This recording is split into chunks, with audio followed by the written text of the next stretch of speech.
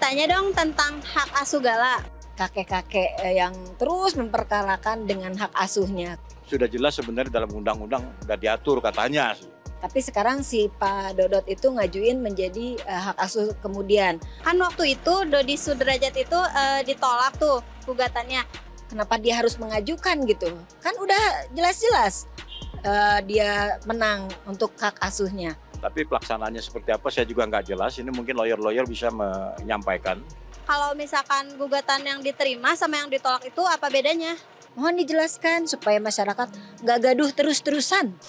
Dalam perdata itu memang tujuannya itu tujuan akhir dari orang bersidang di perkara perdata itu adalah untuk menentukan apakah gugatan itu diterima, dikabulkan seluruhnya, ditolak atau dinyatakan tidak diterima. Ada yang membedakan antara istilah gugatan ini ditolak atau gugatan ini tidak dapat diterima. Kalau gugatan itu dinyatakan tidak dapat diterima, itu berarti ada alasan-alasan formil gugatan yang tidak terpenuhi.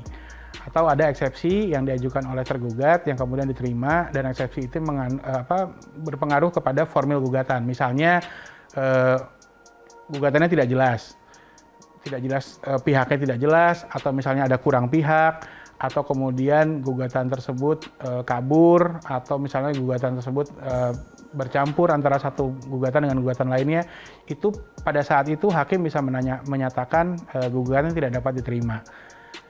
Nah, konsekuensinya kemudian satu lagi itu adalah gugatan ditolak. Kalau gugatan ditolak ini adalah penggugat tidak bisa membuktikan dalil-dalil yang diajukan di gugatannya. Jadi kan ketika menggugatnya dia mengajukan dalil nih, saya harusnya telah terjadi peristiwa ini atau lain sebagainya.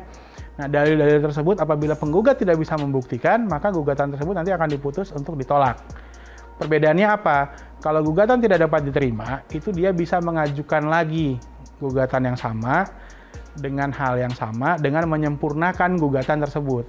Jadi dengan tadi misalnya kalau kurang pihaknya ditambah, kalau misalnya gugatan kabur diperjelas gugatannya, sehingga gugatan tersebut bisa diajukan kembali ke pengadilan negeri yang sama untuk diadili kembali secara perdata. Tapi kalau gugatan itu ditolak, maka gugatan tersebut tidak bisa diajukan kembali.